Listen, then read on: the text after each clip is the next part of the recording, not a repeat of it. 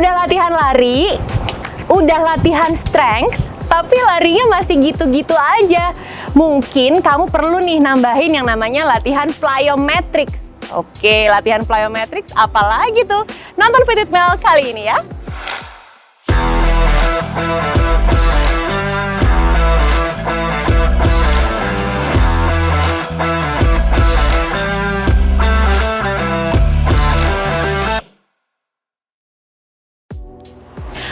Selamat datang di Fit with Mel sama aku Melanie Putri ya. Nah, kita mau masuk pembahasan soal plyometric di video ini teman-teman.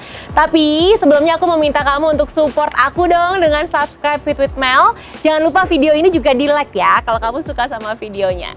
Oke, plyometric itu apa sih? Plyometric secara definisi atau kalau orang Indonesia seringnya nyebut plyometric teman-teman. Itu adalah aktivitas memanjang atau eksentrik dan memendek atau konsentriknya otot kita yang dilakukan secara cepat dan berulang-ulang. Jadi ini seperti stretch shortening cycle gitu ya teman-teman. Dan kebanyakan gerakan plyometric ini dilakukan secara cepat dan powerful teman-teman. Kalau kamu bingung sama definisinya, mungkin kamu bisa membayangkan ketika kita melompat, ketika kita lompat bangku, ketika kita melakukan skipping, itu semua adalah gerakan plyometric ya. Ada daya ledaknya, ada eksplosifnya. Karena itulah bagi para elit atlet, latihan plyometric ini dilakukan untuk bisa membuat stride-nya mereka jadi panjang dan memiliki explosiveness gitu ketika mereka menapak di permukaan. Jadi ini memang merupakan sebuah latihan yang disukai oleh banyak atlet ya untuk menambah daya ledaknya. Dan kalau misalnya kamu selama ini ngelatih kayak squat, terus leg press, leg curl, lunges, terus ngerasa udah cukup latihan strength-nya tapi pas lagi lari kok kayaknya nggak punya daya, tetap aja cepet capek, nggak bisa nambah kencengnya, powernya, mungkin kamu perlu melakukan latihan plyometric ini teman-teman. Dan kerennya, berdasarkan penelitian nih, seorang pelari yang melakukan latihan plyometric selama 6 minggu akan menambah performanya sebanyak 4% teman-teman. Lumayan banget ya. Dan yang latihan plyometric selama 8 minggu akan menambah performa berlarinya ketika lari maraton. Ini bahkan melebihi angka dari kita latihan beban di gym. Keren banget nih berarti latihan plyometric ini ya. Oke, sekarang caranya gimana untuk melatih plyometric kita? Langsung aja, aku kasih lihat ya. Oh iya, sebelum kita masuk ke latihan plyometric, aku mau ingetin teman-teman, untuk bisa melakukan latihan plyometric ini, pastikan kamu udah menjalankan latihan kekuatan kaki. Sehingga kaki kamu kuat nih ketika dipakai untuk latihan plyometric. Seperti apa sih latihan kekuatan untuk otot kaki? Aku udah punya videonya juga untuk kamu bisa langsung cek aja ya. Setelah melatih kaki dengan waktu yang cukup, kamu bisa tuh langsung masuk ke latihan plyometric. Tapi ingat sekali lagi teman-teman, untuk bisa masuk ke latihan plyometric, selain kakinya harus kuat, kamu juga harus melakukan yang namanya pemanasan ya. Supaya badannya siap, supaya badannya ready dan terhindar dari cedera. Dan yang pasti ada prosesnya, jangan ujuk-ujuk buru-buru pengen langsung melompat, padahal kamu belum melewati proses pemanasan dan proses awal dulu nih. Aku punya cara latihannya untuk beginner. Seperti apa sih? Ikutin aku ya.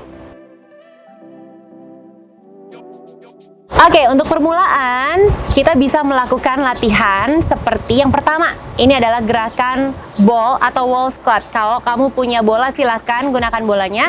Kalau misalnya kamu nggak punya bola bisa pakai tembok aja. Kita lakukan yang namanya wall squat dengan melakukan 10-12 repetisi tiap latihannya. Kalau kamu ngerasa udah tambah kuat, silakan bisa ditambah juga secara bertahap. Ini berguna banget teman-teman buat latihan skill plyometric secara bertahap ya.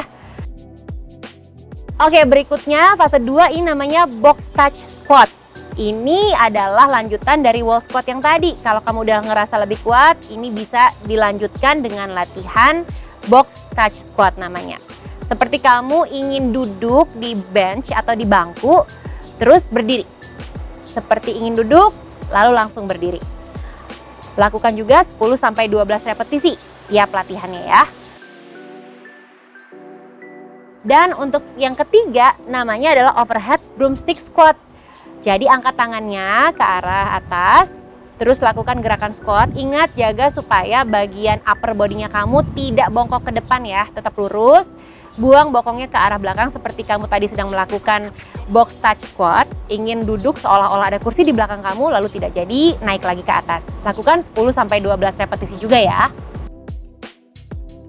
Oke, berikutnya adalah box drop off.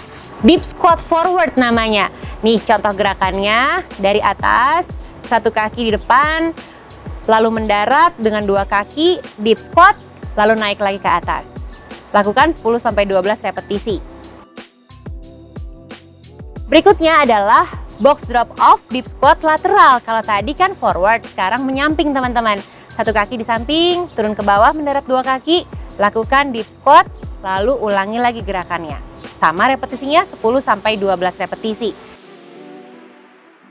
Berikutnya, ini adalah box drop off deep squat rotational. Seperti namanya, rotasi, jadi ada gerakan memutar di sini. Hati-hati ya, perhatikan koreksi lutut dan distribusi berat badan, jangan sampai berat di kiri atau di kanannya saja, tapi harus di kedua kakinya kamu.